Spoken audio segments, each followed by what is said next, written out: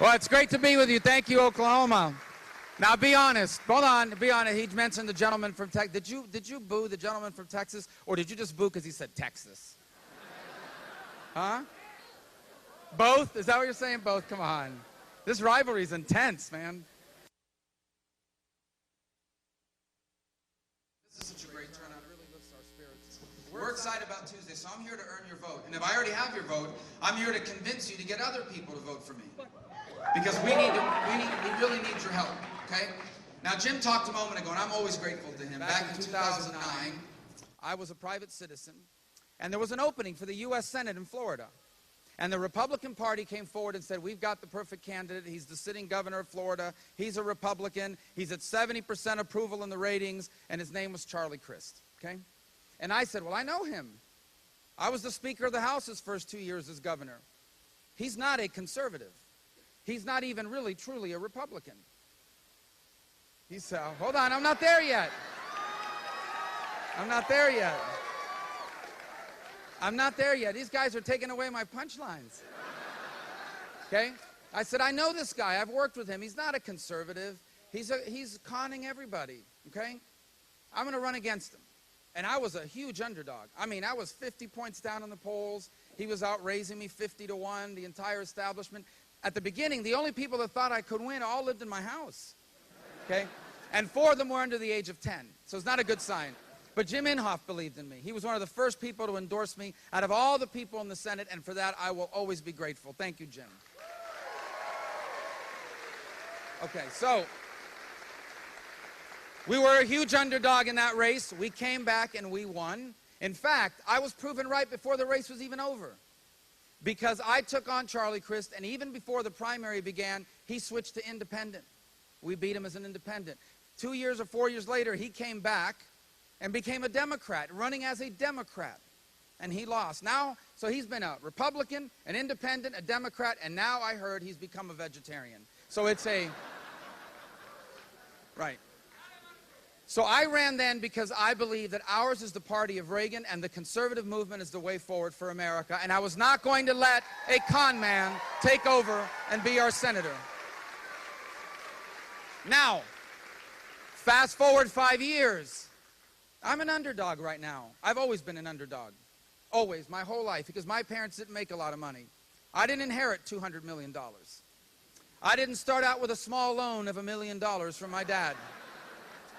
In fact, the only loan I ever started out with was a student loan, which I just paid off like 4 years ago.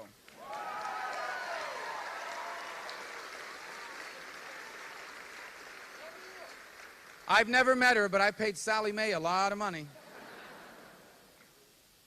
I've always been an underdog, because America's a country of underdogs, of people that come from challenging circumstances that work hard to get ahead. This is a state founded by underdogs, and many of you have faced challenges in your life. I wasn't supposed to be in this election. The entire Republican establishment told me, stay out. It's not your turn. You need to wait in line. I didn't know there was a line. And this is no time for waiting, because after 8 years of Barack Obama, if we get this election wrong, it's going to be too late. So I decided to run for president.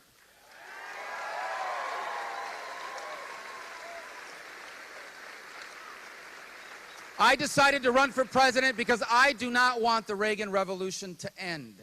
Because 36 years ago, Ronald Reagan defined what it meant to be a conservative for my generation and for yours. And America's been better for it. And this election is about defining what does it mean to be a conservative in the 21st century. Because ultimately, we have to decide, what is America going to be in the 21st century? That's why I feel so passionately about this race.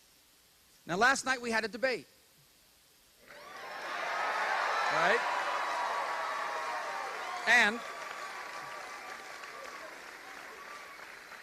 And let's be frank, okay? Donald Trump has been winning some of these primaries. If you watch the media, he's some unstoppable force of nature. Who's going to stop him? Well, let me tell you something. Let me tell you something. I will never quit. I will never stop until we keep a con man from taking over the party of Reagan and the conservative movement. He's a con man. He's a con man. He's a con man. I'll tell you why. Number one, look, people are angry and frustrated and scared about the future. Okay? People are working harder than they've ever worked in their lives, and they're running in place. And he swoops in and is taking advantage of that. He's taking advantage of that. He's telling people, I'm going to fight for the little guy. I'm fighting for the working class. Here's what he doesn't tell them. He has spent a career in business, 50 years, sticking it to the little guy. Sticking it to the little guy. When his companies went bankrupt, the first people that didn't get paid were the subcontractors, the plumbers and the pipe fitters and the people that laid bricks and all of those people that worked for a living. They didn't get paid. He got his money. They didn't get theirs. He's going around telling people, oh, I'm fighting to keep other countries from taking our jobs. What is he talking about? You ever bought a Trump tie? If you buy a Trump tie, you're not just getting a tacky tie. You're buying a tie made in China or in Mexico.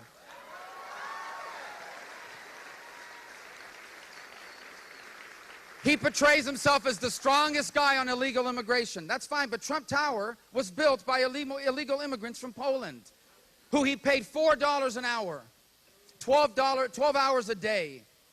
Okay, a judge found that he was involved in a conspiracy to defraud these workers of their pay. Even now in Florida, he has a hotel or something down there. And 300 Americans have applied for jobs at that hotel. All of them got turned down. Instead, he brings workers from other countries. He acts like he's some sort of tough guy. He's not a tough guy. This is the first guy that asked for Secret Service protection. First guy. The other day, he told the protester, I wish I could punch you in the face. Donald Trump has never punched anyone in the face, okay?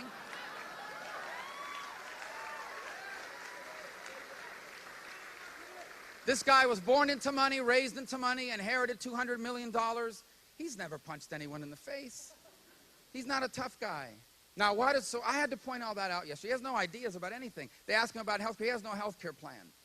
His health care plan has something to do with some lines around states.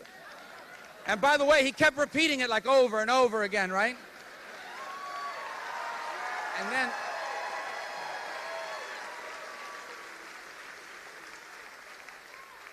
this guy he thinks the Nuclear Triad is some punk rock band from Europe. So, and we're going to entrust him with the nuclear codes of the United States of America? We're going to give this erratic guy the ability to send a 21-year-old American into combat? Right, that's what I'm saying too, no. So I took him on last night, and how does Donald respond? The way he always responds, on Twitter. Tough guy, right? Tough guy on Twitter. Do you guys want to have some fun? All right. Let's read some tweets. Now, I have a Samsung because I can't remember my password. Only the FBI could help me get into an Apple, so. All right, here we go. He began early this morning at 6:46 a.m. Okay, that's pretty early. Lightweight Marco Rubio was working hard last night. The working hard part is true. The problem is, he's a choker, and once a choker, always a chalker. He misspelled it, chalker. Mr. Meltdown. Let me tell you about Mr. Meltdown. You want some behind-the-scenes stuff? We had 2 commercial breaks in the middle of all this combat, on the stage. He looked like he was in panic mode in the back. First, he took out like this little makeup compact. I caught him. He's like, right here. Because he had like a sweat mustache. And then he asked for a full-length mirror. Why do you need a full-length mirror? The podium goes up to here. So I said earlier, well, maybe he was worried that his pants were wet or something. I don't know. So he wanted to see. Then I saw him in the corner huddled with somebody, and his arms were going up and down, and someone was like, calm down, calm. I said, all right, not a good night. Not a good night for Donald Trump. He was melting down, all right? Then, all right, at 7:48 a.m., so like I guess he took a shower, whatever he did, and then he went over, he said, wow, every poll said that I won the debate last night. Great honer. I think he meant honor, but he spelled it honer, H-O-N-E-R. All right. Then at 8:56 a.m., leet weight chalker. I think he meant to spell lightweight, but it says leet weight chalker. Marco Rubio looks like a little boy on stage, not presidential material. It's not that I'm a little boy, because I wouldn't even be the youngest person ever president. He would be the oldest person ever president, which is a problem because you could serve like 8 years. It gets, you start to worry a little bit, all right? So I looked at these tweets. How can this guy get this so wrong? These misspells, I mean, either, because some of these letters aren't even next to each other on the keyboard on your phone. And I concluded one of two things. Either that's how they spell choker at the Wharton School of Business, or he must have hired foreign workers to hire his Twitter handle.